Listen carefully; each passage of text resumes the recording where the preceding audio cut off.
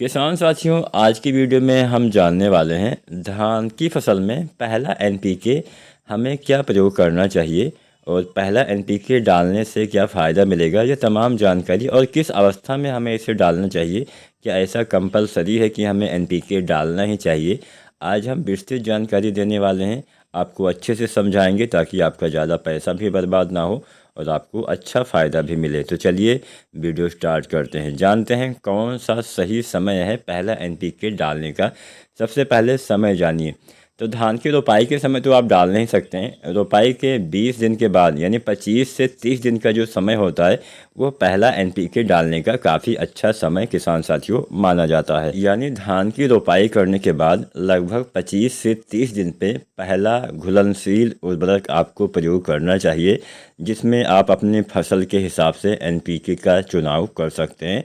NPK तो बहुत तरह से आते हैं, लेकिन आमतौर पे एक सामान्य फसल है, अब किस अवस्था में आपको इस्तेमाल करना है यह भी आप जानिए।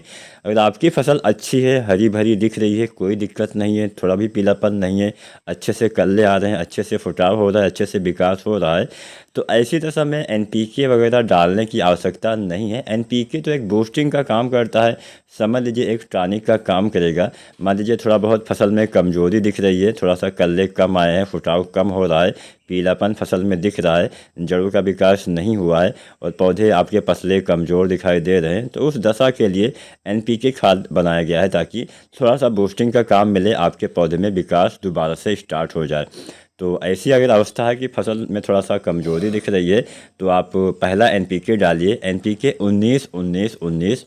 इस एनपीके के इस्तेमाल से आपके पौधे में कुछ नाइट्रोजन की पूर्ति हो जाएगी, कुछ आपके पौधे में फास्फोरस और पोटास की भी पूर्ति हो जाएगी। इसमें 19% नाइट्रोजन, 19% फास्फोरस, 19% पोटेशियम तत्व पाया जाता है, जो आपके पौधे में जो मुख्य तत्व होते हैं नाइट्रोजन, फास्फोरस, पोटास, इसकी पूर्ति करवाता है।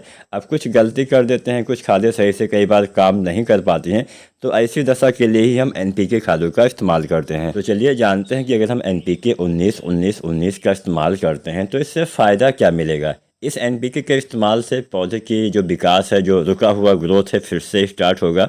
पौधे में नाइट्रोजन की पूर्ति होगी, जिससे पौधे की वानस्पतिक विकास सही से होगी, कल्ले का फुटाव होगा, पौधे में हरियाली आएगी, अच्छे से पौधे भोजन बना पाएंगे। अगर मान लीजिए थोड़ा बहुत पोटास की कमी है तो पोटास की कमी भी दूर हो जाएगी, और जड़ों का विकास नहीं हुआ है तो फास्फोरस की कमी दूर होने से जड़ विकास यानी पौधा फिर से अपनी रफ्तार पकड़ने लगेगा, जिससे पौधे की ग्रोथ दोबारा से स्टार्ट हो जाएगी।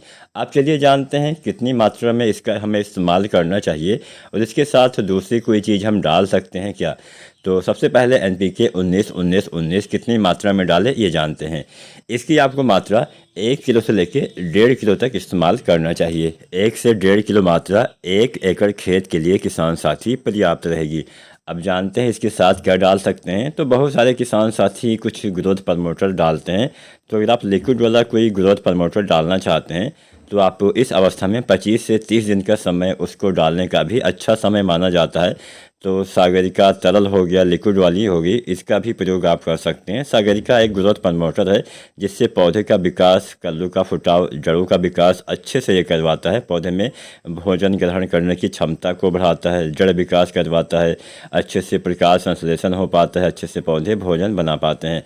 तो सागरिका लिक्विड अगर आप डालते हैं तो 250 ml से 500 ml प्रति एकड़ के हिसाब से आपको इसका इस्तेमाल करना चाहिए। एनपीके और सागरिका अलग अलग घोलिए, उसके बाद एक बर्तन में मतलब एक टंकी में डाल के आप इसका एक साथ स्प्रे करेंगे तो पौधे में बहुत ही अच्छे से फ़ायदा मिलेगा।